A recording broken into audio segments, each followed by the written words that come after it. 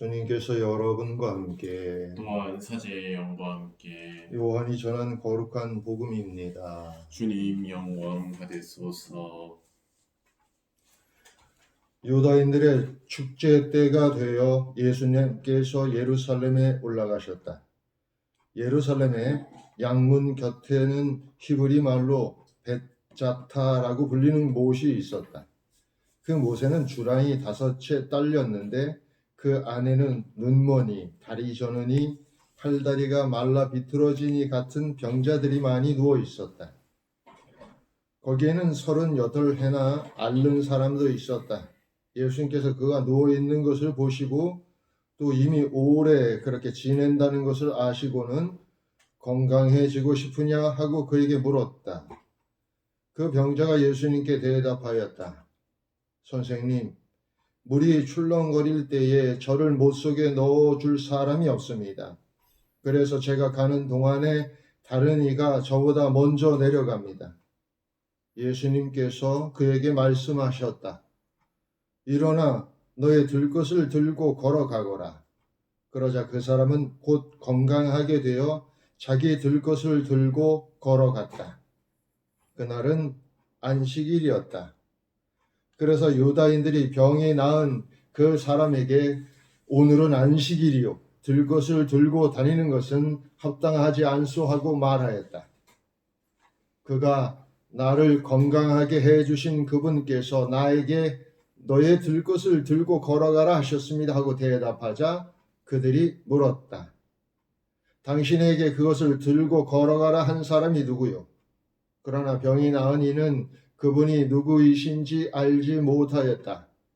그곳에 군중이 몰려 있어 예수님께서 몰래 자리를 뜨셨기 때문이다.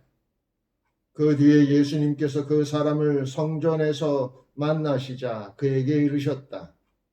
자, 너는 건강하게 되었다. 더 나쁜 일이 너에게 일어나지 않도록 다시는 죄를 짓지 마라. 그 사람은 물러가서 자기를 건강하게 만들어주신 분은 예수님이시라고 유다인들에게 알렸다.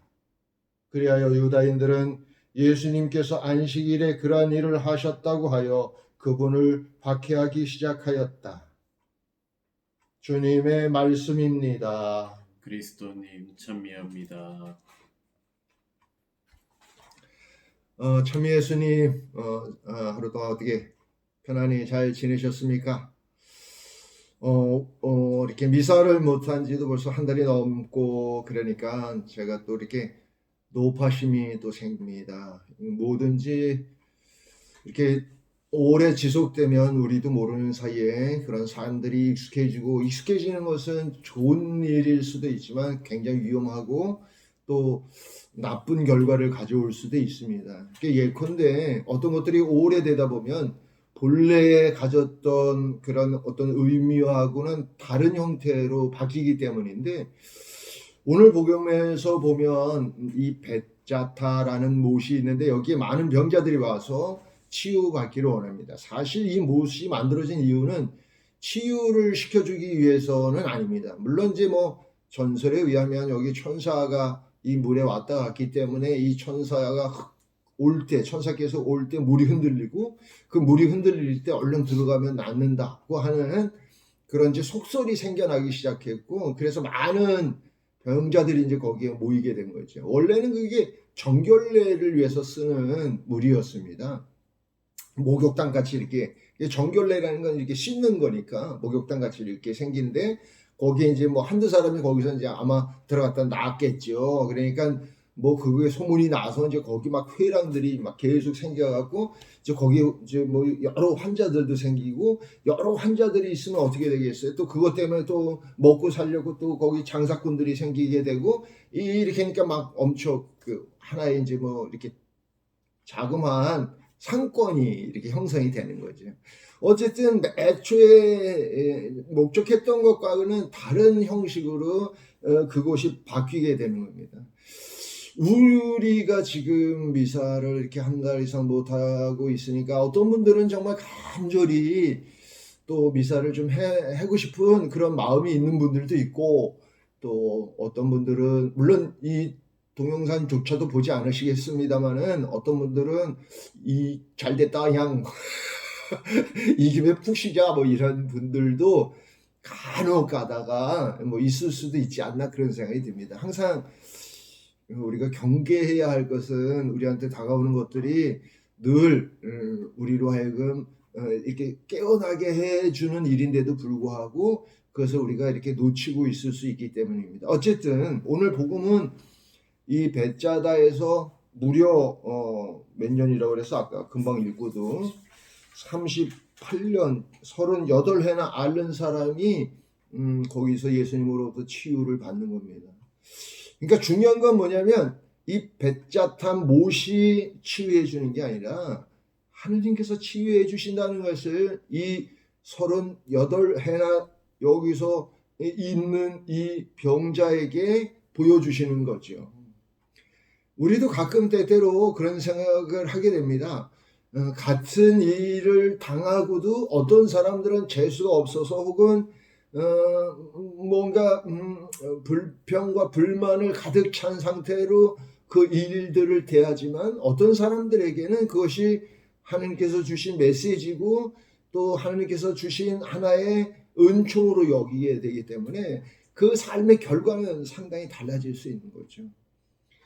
우리가 이 세상을 살면서 제가 이제 어제도 그런 말씀을 드렸습니다만은 더 기쁘고 더 즐겁고 그런 새로운 그런 삶이 되기 위해서 필요한 것은 그 어떤 것들이 아니에요. 뭐 벳자다 못 같은 그런 어떤 장소나 어떤 사람이나 그런 게 아니라 오직 하느님뿐이라는 것을 보여주고 있는 겁니다.